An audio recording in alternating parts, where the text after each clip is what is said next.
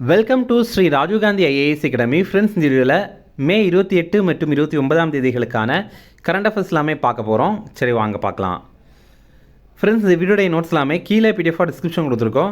அதெல்லாமே கிளிக் பண்ணி டவுன்லோட் பண்ணிச்சிங்க. அப்புறம் நம்ம டெலிகிராம் குரூப்புடைய லிங்க்மே கீழே டிஸ்கிரிப்ஷன் கொடுத்துருக்கோம். அதுலேயுமே கிளிக் பண்ணி ஜாயின் பண்ணிங்க. நம்முடைய டெலிகிராம் குரூப்பில் கரண்ட் அஃபேர்ஸ் குவிசஸ் நடத்திட்டு வரோம். நீங்களுமே ஜாயின் பண்ணி அட்டன் பண்ணிக்கலாம். ஓகே, சரி வாங்க பார்க்கலாம். ஃபஸ்ட்டு 2026 குடியரசுத் தலைவரின் காவல்துறை வண்ண விருது பெற்ற காவல்துறை எது? இதற்கான ஆன்சர் சிக்கிம் காவல்துறை. இப்போ பார்த்தீங்க அப்படின்னா குடியரசுத் தலைவரின் காவல்துறை வண்ண விருது, இந்த விருதிற்கு நிஷான் அப்படின்ற மாதிரி இன்னொரு பேரும் இருக்குது. இது என்ன அப்படின்னா இந்தியாவில் சிறந்த மாநில காவல்துறைக்கு இந்த விருதை வழங்குவாங்க. இந்த ஆண்டு பார்த்திங்கன்னா சிக்கிம் காவல்துறைக்கு இந்த விருது வழங்கியிருக்காங்க. இந்த விருது பெற்ற 15வது காவல்துறை சிக்கிம் காவல்துறை. குடியரசுத் தலைவர் திரௌபதி முர்மு நேரில் போய் இதை வழங்கியிருக்காங்க.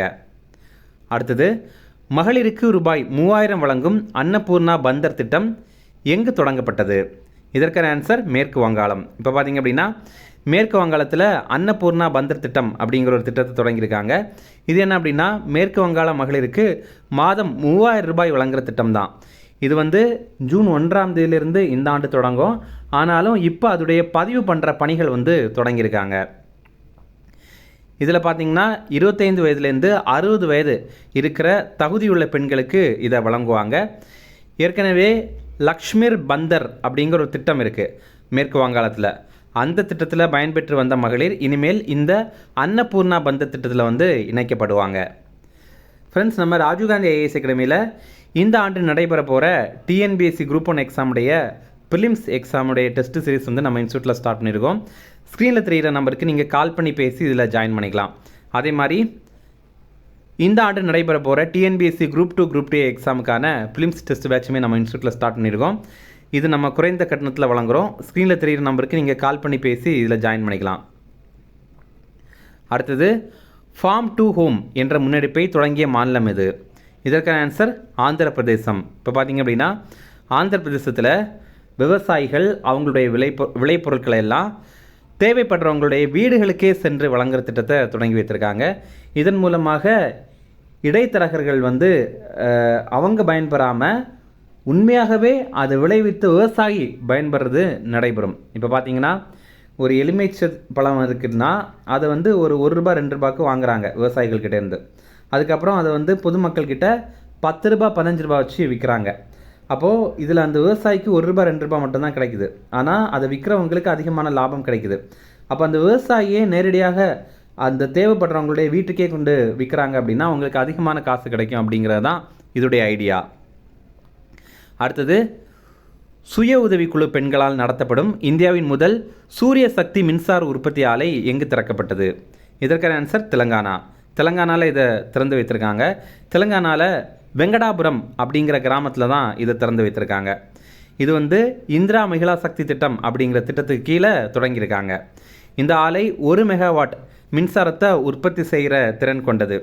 இது 3 கோடி ரூபாய் மதிப்பில் தான் அமைத்திருக்காங்க. இதன் மூலமாக மாதம் ரூபாய் 4.5 லட்சத்திலேருந்து 5 லட்சம் வரைக்கும் வருமானம் கிடைக்க வாய்ப்பு இருக்குது.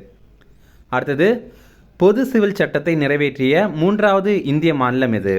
இதற்கான ஆன்சர் அஸ்ஸாம். இப்போ பார்த்திங்க அப்படின்னா யூனிஃபார்ம் சிவில் கோட், பொது சிவில் சட்டம், இது நம்ம இந்திய அரசியலமைப்பில் ஆர்டிக்கிள் 44ல் குறிப்பிட்டிருக்காங்க. இது என்ன அப்படின்னு முதல்ல தெரிஞ்சுக்கலாம். இது என்ன அப்படின்னா ஒரு மாநிலத்தில் அந்த மாநிலத்தில் நடைபெற திருமணம், அப்புறம் விவாகரத்து, தத்தெடுப்பு, இந்த மாதிரிப்பட்ட விஷயங்களில் எல்லா மதத்தை சேர்ந்தவங்களுக்கும் ஒரு பொதுவான சட்டம் இருக்கணும் அப்படிங்கிறது தான். ஏன்னா இப்போல்லாம் பார்த்திங்க அப்படின்னா ஒவ்வொரு மதத்துலேயும் சில வேறு சட்டங்கள் இருக்குது. ஆனால் இது எல்லாருக்கும் பொதுவானதாக இருக்கணும் அப்படிங்கிறது தான் பொது சிவில் சட்டம். சுதந்திரத்திற்கு பின் முதல் முறையாக இந்த சட்டம் உத்தரகாண்டில் நிறைவேற்றம் பண்ணியிருந்தாங்க. சுதந்திரத்திற்கு முன்னாடி கோவாவில் மட்டும்தான் இது இருந்துச்சு. அப்புறம் சுதந்திரத்திற்கு பின்னாடி உத்தரகாண்டில் கொஞ்ச நாட்களுக்கு முன்னாடி இதை கொண்டு வந்திருந்தாங்க. 2வதாக குஜராத்தில் இதை நிறைவேற்றம் பண்ணியிருந்தாங்க. இப்போ 3வதாக அஸ்ஸாம்லேயே நிறைவேற்றம் பண்ணிட்டாங்க.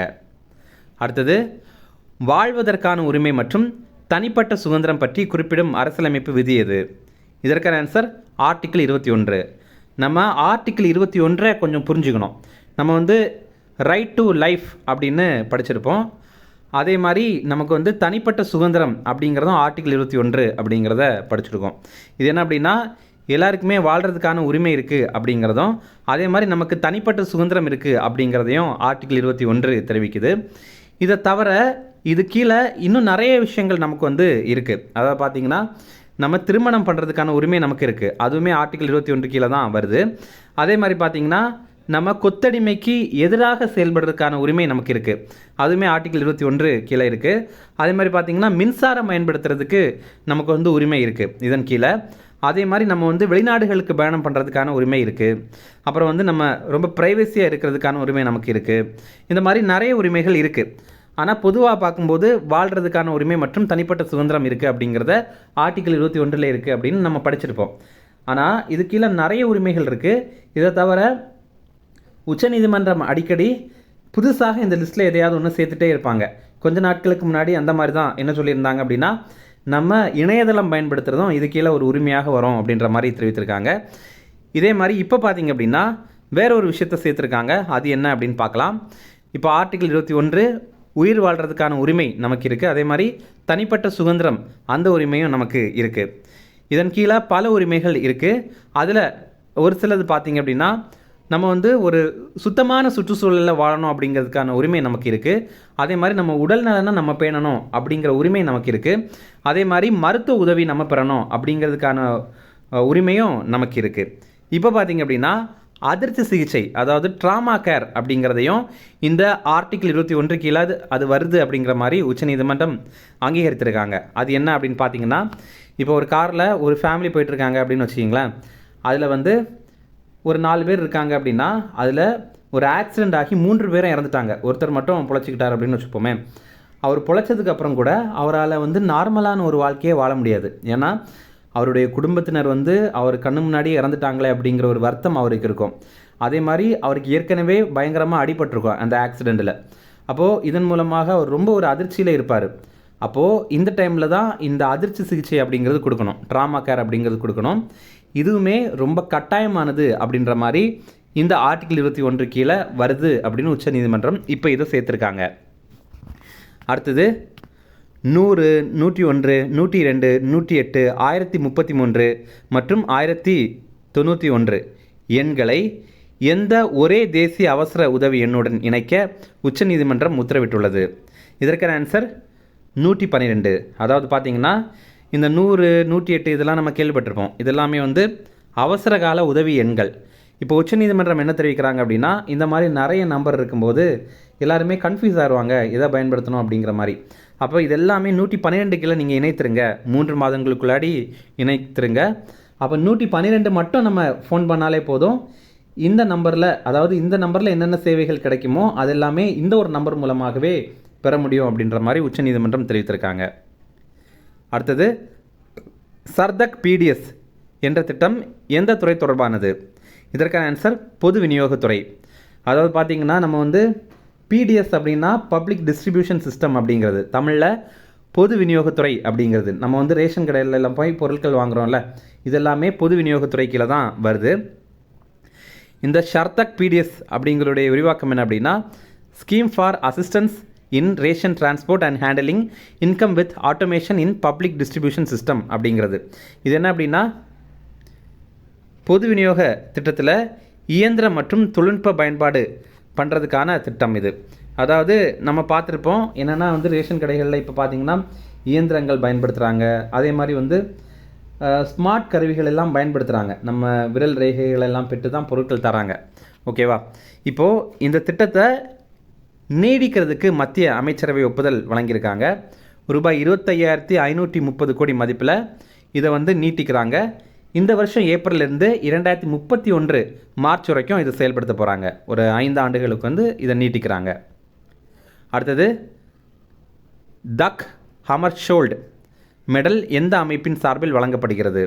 இதற்கான ஆன்சர் ஐநா அமைதிப்படை. ஐநா சபை பார்த்திங்க அப்படின்னா அமைதிப்படை அப்படிங்கிற ஒன்றை உருவாக்கி வைத்திருக்காங்க. இது என்ன அப்படின்னா, எந்தெந்த நாட்டில் போர் அல்லது உள்நாட்டு கலவரம் நடைபெறுதோ அங்கே வந்து இந்த அமைதிப்படை வீரர்கள் அனுப்பி அங்கே அமைதி ஏற்படுத்துறதுக்கு முயற்சி செய்வாங்க. நம்ம இந்தியாவை சேர்ந்தவங்களும் இதில் நிறைய பேர் பங்கேற்றிருக்காங்க. இதில் பார்த்திங்கன்னா சிலர் வந்து மரணமும் அடைந்திருக்காங்க. அந்த மாதிரி பார்த்தீங்கன்னா இந்தியாவை சேர்ந்த 2 மறைந்த ஐநா அமைதிப்படை வீரர்களுக்கு இப்போ விருது அறிவிச்சிருக்காங்க. ஒருத்தர் ஹர்பஜன் சிங், இன்னொருத்தர் வந்து சுஜித் குமார் பிரதான். இதில் ஹர்பஜன் சிங் வந்து காங்கோ குடியரசு நாட்டில் பணிபுரிந்தார், அப்புறம் இறந்துட்டார்.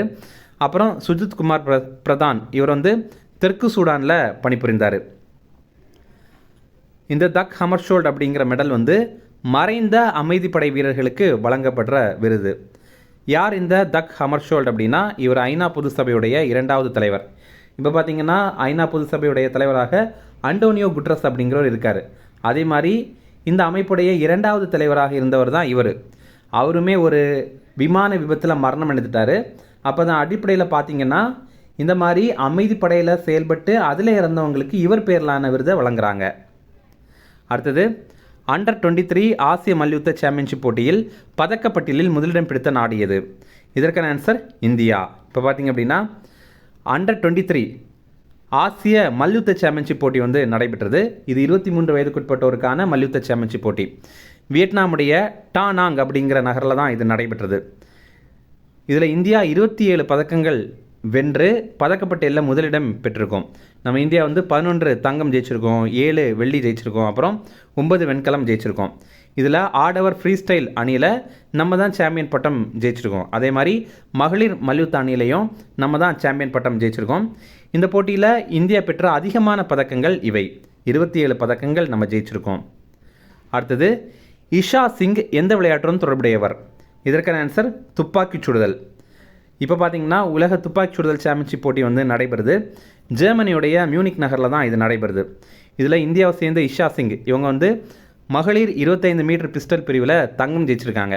இதில் என்ன சிறப்பு அப்படின்னா இவங்க 50க்கு 43 புள்ளிகள் பெற்று இதில் வந்து தங்கம் ஜெயிச்சிருக்காங்க. இது ஒரு உலக சாதனை. ஏன்னா ஜூனியர் மற்றும் சீனியர் பிரிவில் இது ஒரு உலக சாதனையாக இருக்குது. அதாவது 50 வாய்ப்புகள் சுடுறதுக்கு கொடுத்துருக்காங்க. அதில் இவங்க 43 முறை சுட்ட தோட்டாக்கள் மிக துல்லியமாக இலக்குடைய மையப்பகுதியை தாக்கியிருக்கு. அப்போ இது ஒரு சாதனையாக இது இருக்குது. யாருமே இந்த அளவுக்கு இந்த சாதனையை படைத்ததில்லை. அடுத்த முக்கிய தினங்கள் பார்க்கலாம். உலக பசி தினம், இது மே 28ஆம் தேதி. இந்த ஆண்டுக்கான கருப்பொருள் பசிப்பிணியின் முடிவு நம் கைகளில் தான் உள்ளது அப்படிங்கிறது. இதே மாதிரி இது தொடர்பான மற்ற தினங்கள் பார்க்கலாம். உலக உணவு தினம் அப்படிங்கிறது அக்டோபர் 16. உலக வறுமை ஒழிப்பு தினம் அப்படிங்கிறது அக்டோபர் 17, அதோடைய அடுத்த நாளே. உலக பசி குறியீட்டில் போன ஆண்டு இந்தியா வந்து 102வது இடத்துல இருந்திருக்கு. இந்த ஆண்டுக்கான ரிப்போர்ட் இனிமேல் தான் வரும். அடுத்தது ஐநாவின் அமைதி காக்கும் வீரர்கள் தினம், இது வந்து மே 29. நம்ம இப்போ பார்த்துருந்தோம் ஐநா வந்து அமைதிப்படை அப்படிங்கிற ஒன்று அமைத்திருக்காங்க அப்படிங்கிறது. அதில் இருக்கிற வீரர்களுடைய தினம் தான் இந்த மே 29ஆம் தேதி. இன்னைக்கு இந்த ஆண்டுக்கான கருப்பொருள் அமைதியில் முதலீடு செய்வோம் அப்படிங்கிறது தான். ஐநாவுடைய அமைதி காக்கும் படை வந்து 1945 உருவாக்கியிருந்தாங்க. அடுத்தது உலக எவரெஸ்ட் தினம், இது மே 29ஆம் தேதி. எவரெஸ்ட் சிகரத்தை முதல் முறையாக ஏறிய தினம் தான் இந்த மே 29ஆம் தேதி. 1953 ஏறியிருந்தாங்க. எட்மண்ட் ஹில்லேரி மற்றும் நேபாளத்தை சேர்ந்த டென்சிங் நார்கே இவங்க 2 பேரும் தான் ஏறியிருந்தாங்க. இதில் எட்மண்ட் ஹில்லேரி அப்படிங்கிறவர் நியூசிலாந்து நாட்டை சேர்ந்தவர், டென்சிங் நார்கே ஷெர்பா அப்படிங்கிறவர் நேபாளத்தை சேர்ந்தவர். இனி ரிவிஷன் பார்க்கலாம். 2026 குடியரசுத் தலைவரின் காவல்துறை வண்ண விருது பெற்ற காவல்துறை எது? இதற்கான ஆன்சர் சிக்கிம். அடுத்தது மகளிருக்கு ரூபாய் 3000 வழங்கும் அன்னபூர்ணா பந்தர் திட்டம் எங்கு தொடங்கப்பட்டது? இதற்கான ஆன்சர் மேற்கு வங்காளம். அடுத்தது ஃபார்ம் டு ஹோம் என்ற முன்னெடுப்பை தொடங்கிய மாநிலம் எது? இதற்கான ஆன்சர் ஆந்திர பிரதேசம். அடுத்தது சுய உதவிக்குழு பெண்களால் நடத்தப்படும் இந்தியாவின் முதல் சூரிய சக்தி மின்சார உற்பத்தி ஆலை எங்கு திறக்கப்பட்டது? இதற்கான ஆன்சர் தெலுங்கானா. அடுத்தது பொது சிவில் சட்டத்தை நிறைவேற்றிய 3வது இந்திய மாநிலம் எது? இதற்கான ஆன்சர் அஸ்ஸாம். அடுத்தது வாழ்வதற்கான உரிமை மற்றும் தனிப்பட்ட சுதந்திரம் பற்றி குறிப்பிடும் அரசியலமைப்பு விதி எது? இதற்கான ஆன்சர் ஆர்டிகிள் 21. அடுத்தது 100, 101, 102, 108, 1033 மற்றும் 1091 எண்களை எந்த ஒரே தேசிய அவசர உதவி எண்ணுடன் இணைக்க உச்சநீதிமன்றம் உத்தரவிட்டுள்ளது? இதற்கான ஆன்சர் 112. அடுத்தது சர்தக் பிடிஎஸ் என்ற திட்டம் எந்த துறை தொடர்பானது? இதற்கான ஆன்சர் பொது விநியோகத்துறை. அடுத்தது தக் ஹமர்ஷோல்ட் மெடல் எந்த அமைப்பின் சார்பில் வழங்கப்படுகிறது? இதற்கான ஆன்சர் ஐநா அமைதிப்படை. அடுத்தது, அண்டர் 23 ஆசிய மல்யுத்த சாம்பியன்ஷிப் போட்டியில் பதக்கப்பட்டியலில் முதலிடம் பிடித்த நாடு எது? இதற்கான ஆன்சர் இந்தியா. அடுத்தது, இஷா சிங் எந்த விளையாட்டுடன் தொடர்புடையவர்? இதற்கான ஆன்சர் துப்பாக்கி சுடுதல். அவ்வளோதான் ஃப்ரெண்ட்ஸ். அப்புறம் போன வீடியோவில் நம்ம ஒரு ப்ரீவியஸ் இயர் கேள்வி கேட்டிருந்தோம். அதற்கான ஆன்சர் பார்க்கலாம். அட்டவணைப்படுத்தப்பட்ட ஜாதிகள் மற்றும் பழங்குடியினர் அட்டூழியங்கள் தடுப்புச் சட்டம் எந்த ஆண்டு இயற்றப்பட்டது அப்படிங்கிறது தான் கேள்வி. இதற்கான கரெக்ட் ஆன்சர் ஆப்ஷன் ஏ 1989 அப்படிங்கிறது தான். நிறைய பேர் கரெக்டாக கமெண்ட்ஸில் ஆன்சர் பண்ணியிருந்தீங்க. எல்லாருக்குமே வாழ்த்துக்கள். இன்றைக்கான கேள்வி, எந்த வழக்கில் உச்சநீதிமன்றம் இந்திய அரசியலமைப்பின் முன்னுரை அரசியலமைப்பின் ஒருங்கிணைந்த பகுதி என்று தீர்ப்பு வழங்கியது அப்படிங்கிறது தான் கேள்வி. இதற்கான ஆப்ஷன்ஸ் பார்த்தீங்க அப்படின்னா, ஆப்ஷன் ஏ சங்கரி பிரசாத் வழக்கு, ஆப்ஷன் பி எல்ஐசி வழக்கு, ஆப்ஷன் சி இந்திரா நேரு காந்தி வழக்கு, ஆப்ஷன் டி மேனகா காந்தி வழக்கு. இதில் கரெக்டான ஆன்சரை கமெண்ட் பண்ணுங்கள். இது ரொம்ப ரொம்ப முக்கியமான கேள்வி. நிறைய முறை இது டிஎன்பிஎஸ்சி எக்ஸாமில் கேட்டிருக்காங்க. ஓகே, அவ்வளோதான் ஃப்ரெண்ட்ஸ். இந்த வீடியோ பிடிச்சினா கண்டிப்பாக லைக் பண்ணுங்கள். நம்மளுடைய சேனலுக்கு சப்ஸ்கிரைப் பண்ணி வச்சிங்க. உங்கள் நண்பர்களுக்குமே ஷேர் பண்ணுங்கள். கண்டிப்பாக இது அவங்களுக்கும் நல்லதாக இருக்கும். Okay, thank you.